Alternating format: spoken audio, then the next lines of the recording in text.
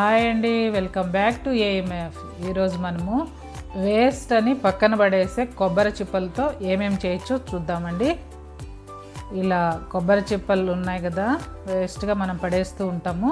వాటిల్ని కొద్దిగా నానబెట్టి లేదంటే కొద్దిగా వాటర్ చల్లేసి పాత చాక్తో ఇలా గీకామంటే కొబ్బరి చిప్ప అంతా నున్నగా వస్తుంది. ఆ తర్వాత శాండ్ పేపర్తో రుద్దామంటే ఇంకా చక్కగా రెడీ అయిపోతుంది. ఇలా రెడీ అయిన కొబ్బరి చిప్పల్ని మనము ఒక అలంకరణ వస్తువులాగా ఇంట్లో యూజ్ చేసుకోవచ్చు.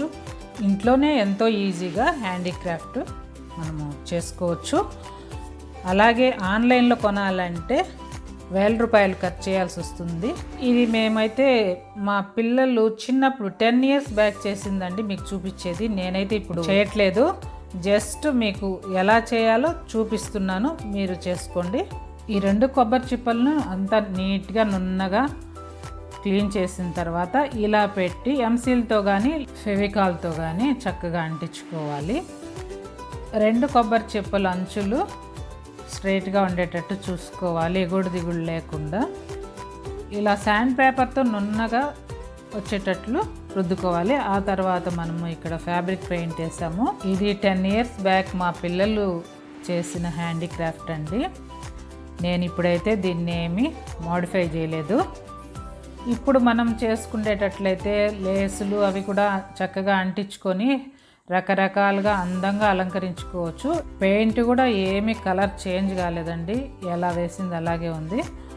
మనము దీన్ని ఏ విధంగా యూజ్ చేసుకోవచ్చో ఇప్పుడు చూద్దాం. కొబ్బరి చిప్పలతో చాలా రకాలు చేసుకోవచ్చు అండి.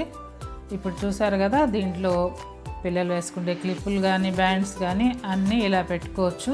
ఎక్కడంటే అక్కడ పడేసి క్లమ్జీగా చేసేస్తుంటారు కదా పిల్లలు. ఇలా 2 చేసి పెట్టుకున్నామంటే ఇద్దరు ఉన్నప్పుడు సపరేట్గా ఎవరు వాళ్ళు ఎత్తి పెట్టుకుంటారు. అందులో చూడడానికి కూడా మనకు అందంగా ఉంటుంది. విరిగిపోవడం కానీ చెడిపోవడం కానీ ఏమి ఉండదు. మీకు నచ్చిందని అనుకుంటున్నాను. ఇంకొకటి చూస్తే మన keys, car keys, bike keys, అలాగే ఇంటి కీసు కూడా అలా వేసుంటాము. అన్నీ మెస్సీగా ఉంటాయి కదా.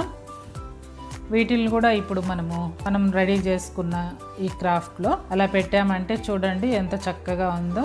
ఇంటికి వచ్చిన వాళ్ళు కూడా మన వాళ్ళను ఎలా చేశారని ఖచ్చితంగా అడుగుతారు. ఒకసారి మీరు కూడా ట్రై చేయండి. ఎంత అందంగా ఉందో చూసారు కదా. ఇలా మనము టీవీ దగ్గర లేదా హాల్లో అలా పెట్టేసామంటే బాగుంటుంది. అదేవిధంగా ఇక్కడ చూసామంటే కొబ్బరి చిప్పలో నేను మైక్రో గ్రీన్స్ ఎలా పెంచానో చూడండి. ఇలా కొబ్బరి చిప్పలో పెంచడం వల్ల మనకు తక్కువ మట్టితోనే మనము మైక్రో గ్రీన్స్ పెంచుకోవచ్చు. ఎంతో ఈజీగా గ్రో అవుతాయండి.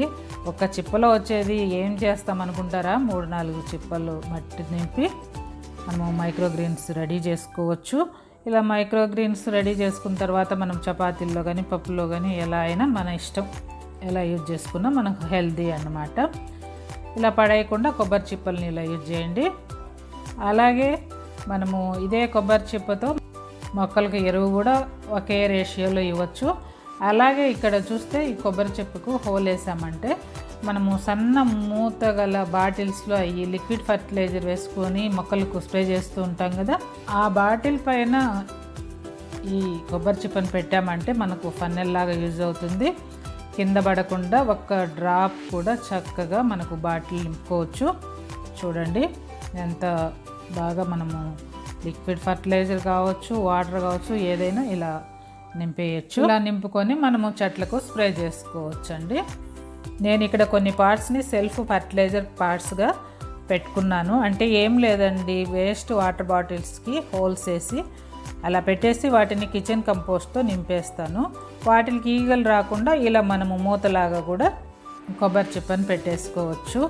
ఇన్ని విధాలుగా మనము కొబ్బరి చిప్పల్ని యూజ్ చేసుకోవచ్చు అండి, పడేయకుండా.